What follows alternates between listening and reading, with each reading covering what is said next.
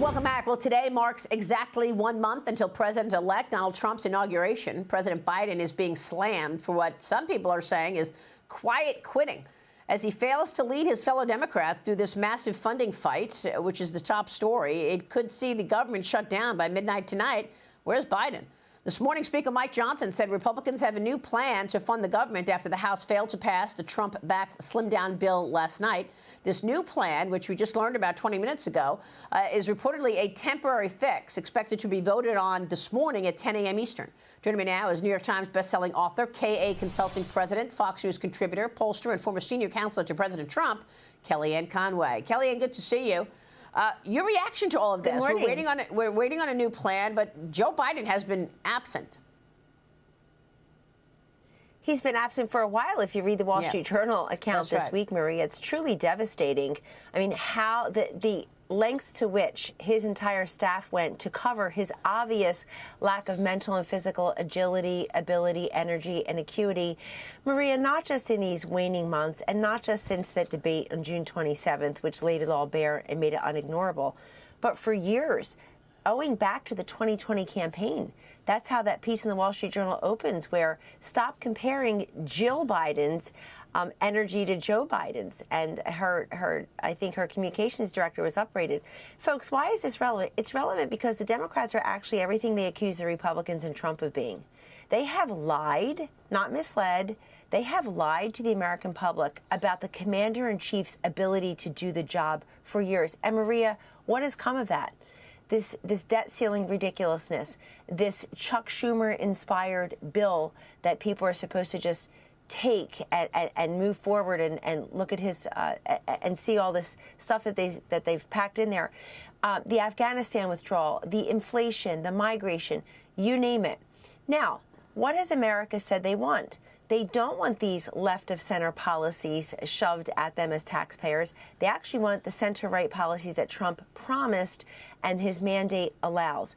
I would say that when President Trump is out there communicating directly with the American people and the Congress, Maria, saying, don't vote for this, vote for that, because over here you have these liberal-inspired, ridiculous policies. People look at it and say, we're spending money we don't have on things we don't need, this outrageous woke agenda. And he's saying, but here's something that we can live with.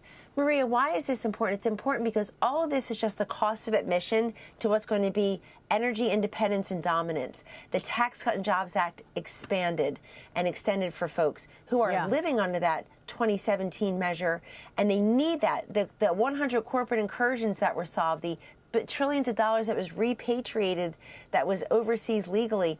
The fact that those corporations, Maria, got that tax cut from Donald Trump, went from 35% to 21%. And he's saying now if you make it in America, if you're a net exporter, go down to 15%. Why is that important? Because they invested in their workforce, the research, the development, the inventory, and then, of course, the border. So all of this creates the foundation for what America says they want in 1 month, which is dramatic change.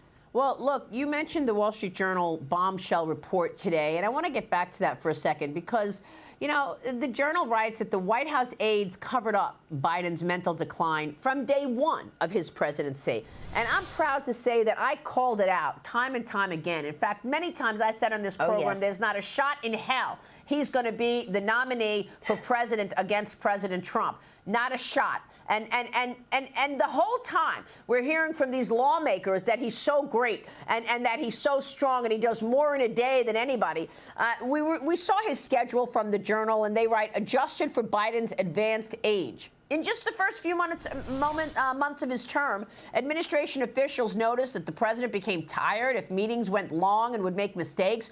Briefings were cut short. Democrat lawmakers and even some cabinet members were repeatedly rebuffed when they were trying to meet him.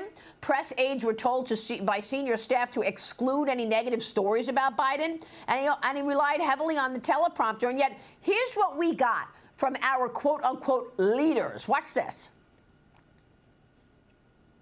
Right after the debate, you insisted that President Biden is extraordinarily strong. Given where we are now, do you have any regrets about what you told the American people? No, not at all. Not at all. I talk to President Biden, regularly, usually several times in a week. His mental acuity is great. It's fine. It's as good as it's been over the years. Well, do you think the president should undergo some sort of cognitive testing? No, to the extent that we're having this conversation, I don't see any need to do that. But if as it relates to Biden. I mean, why is it possible that there's no accountability whatsoever? These people lied to our faces. And now we hear that Vice President Kamala Harris is weighing her political future after she said, no, not at all. I have no regrets. She's reportedly divided over whether she should try running for California governor in 2026 or take another shot at running for president in 2028. She just got a $20 million book deal, apparently. You think she'll run for president again, Kellyanne? And what about the accountability? Goodness. Well, she's been in public office. She's been a career politician for decades now, Maria, so that's what career politicians like Kamala Harris only know. $20 million for a book? I mean, we were listening to her free of charge, and nobody was buying what she was peddling. Look, I think that when people say, I want Trump's policies without Trump's personality, good luck with that, and this proves it. He is the truthful, transparent one. He's the one who created and now is reigniting the democratization of information. We know at all times, Maria, what Donald Trump, the president-elect, is thinking. He's sending it out. He's doing press conferences. He's at rallies for 2 hours talking about policy. That's what Americans expect.